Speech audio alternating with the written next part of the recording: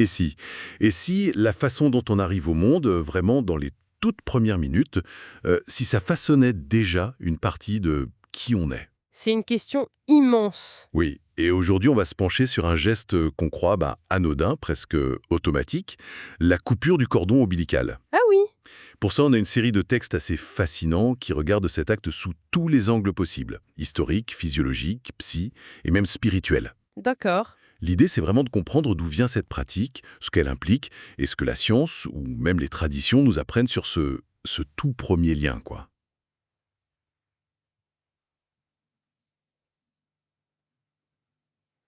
C'est un sujet qui touche vraiment à l'essentiel. On pense que couper le cordon, c'est un point final médical, la fin de la naissance. C'est ça. Mais ce que les sources nous montrent, c'est que c'est surtout un choix culturel. Et les répercussions de ce choix, elles sont bien plus profondes qu'on ne l'imagine. D'accord. Alors, commençons par le début. L'idée la plus surprenante qui ressort de ces textes, c'est que couper le cordon tout de suite, c'est en fait une invention, Une invention récente. très récente. Pendant des millénaires, ça ne se passait pas du tout comme ça.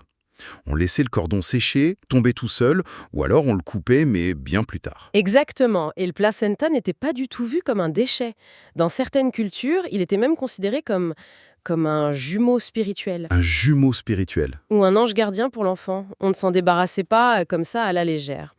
Le grand basculement, il s'est opéré au XVIIe, XVIIIe siècle. C'est le moment où la naissance change de main, en quelque sorte. C'est exactement ça. Elle passe du domaine des sages-femmes, avec une approche plus intuitive, on va dire, au monde des médecins, des chirurgiens. Et là, la perspective a complètement changé. Totalement. L'approche devient technique, mécanique. Le corps est vu comme une machine à gérer. D'accord. L'efficacité, la rapidité, le contrôle, c'est ça qui devient la priorité. Et le placenta, il perd son statut sacré pour devenir un simple déchet biologique. Qu'il faut évacuer au plus vite. Voilà. Pour passer à la suite, peser, mesurer, nettoyer. Attendez, il devait bien y avoir une raison médicale pour que les médecins de l'époque se mettent à faire ça. Ils n'ont pas fait ça par hasard, non? C'est une excellente question. Les arguments de l'époque, c'était la prévention des infections ou la réduction du risque d'ictère, la jaunisse, chez le nouveau-né. D'accord, ça semble logique. Sauf que le problème, c'est que la science moderne a largement démontré que ces craintes étaient infondées. En réalité, les sources suggèrent que c'était surtout une question de standardisation. Un protocole. Oui, un protocole. Dans un modèle de naissance qui s'industrialisait, il fallait que ce soit clair, rapide et reproductible. La transition en douceur, elle n'était tout simplement pas dans le cahier des charges. C'est fou de se dire que la science aujourd'hui est en train de redécouvrir une sagesse qu'on avait mise de côté. L'OMS, l'Organisation mondiale de la santé, elle recommande maintenant d'attendre au moins 1 à 3 minutes. On fait machine arrière en quelque sorte. C'est ça. On revient à une évidence biologique que la technique avait occultée. Le corps sait faire. Il a juste besoin qu'on lui laisse un peu de temps. Justement, parlons-en. C'est quoi concrètement les bénéfices de ces quelques minutes? Qu'est-ce que ça change vraiment pour le bébé? Alors les bénéfices sont énormes, et sur plusieurs plans. Le premier, c'est ce qu'on pourrait appeler le don du sang. Le don du sang. Oui, au moment où le bébé naît, le placenta contient encore près d'un tiers du volume sanguin total du bébé. Un tir. Mais c'est gigantesque. Pour un adulte, ce serait comme perdre 1,5 litre de sang presque. C'est exactement ça. Donc pour un nouveau-né, c'est un capital de départ qui est absolument crucial. Laisser le cordon battre jusqu'au bout, c'est permettre au bébé de recevoir tout ce sang. Et ce sang est particulièrement riche, j'imagine. Extrêmement riche en fer, en cellules souches, en nutriments essentiels. C'est la meilleure prévention contre l'anémie pour les premiers mois de sa vie.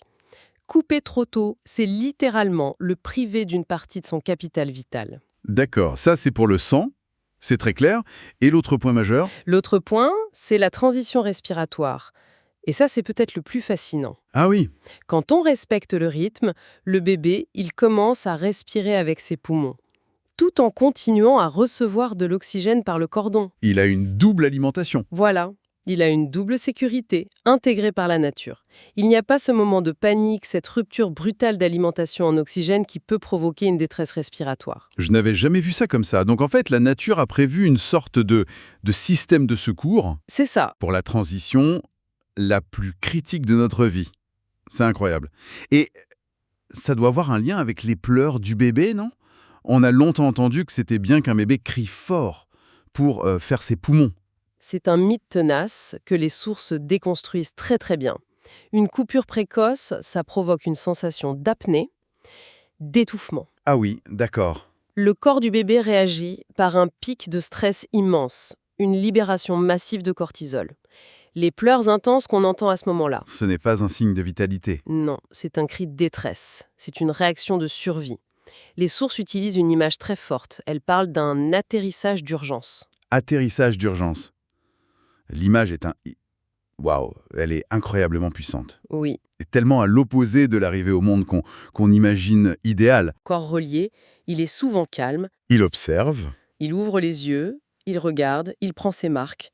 Le lien n'est pas rompu. Il se transforme. Donc on a des bénéfices physiologiques qui sont clairs, prouvés, mais ce qui est vraiment frappant dans les textes qu'on analyse, c'est qu'ils ne s'arrêtent pas là. Ils font un saut De la biologie à la psychologie. exactement, en suggérant que ce premier choc de la séparation, il ne s'efface pas. Et ça, c'est une idée forte. C'est peut-être la plus audacieuse de nos sources.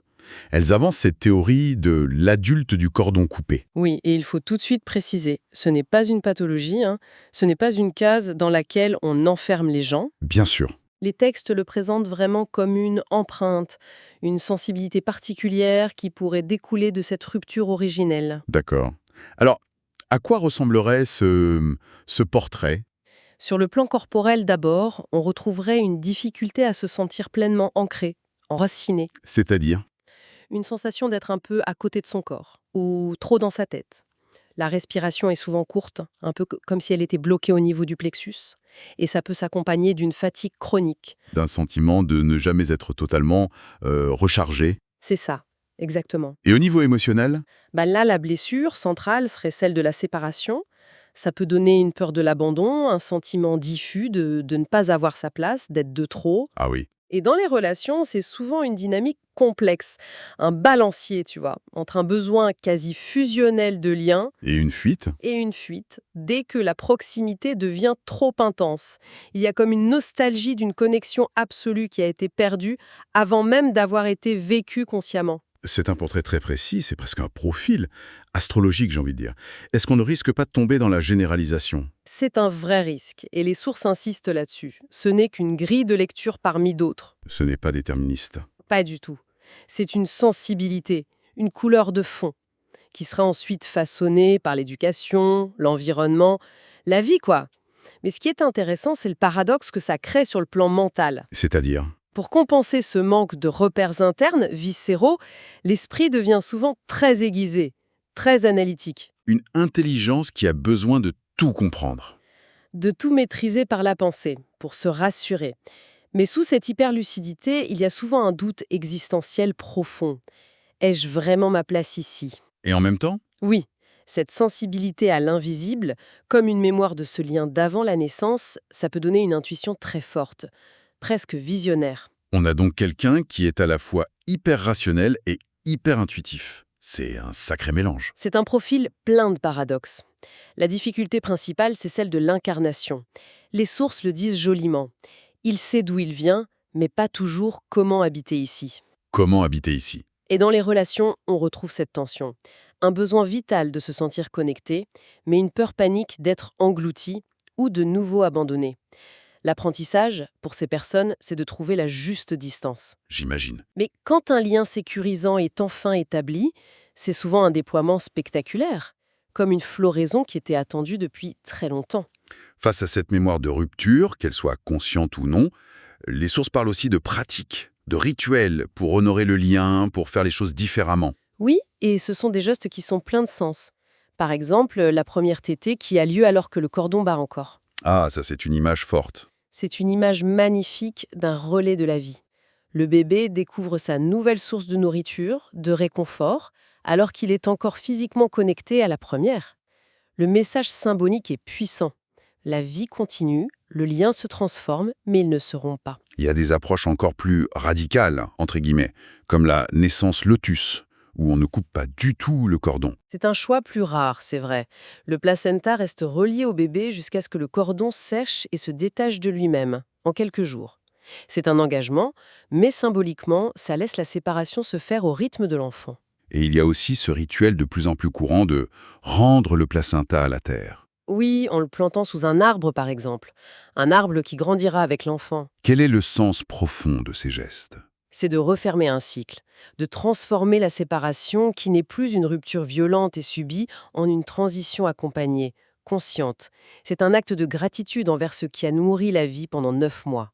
Et ça nous rappelle quelque chose d'essentiel, Notre interdépendance. notre interdépendance avec la nature et les cycles du vivant. Donc si on devait synthétiser tout ça, on pourrait dire que la coupure du cordon, loin d'être un détail technique, c'est un choix culturel majeur.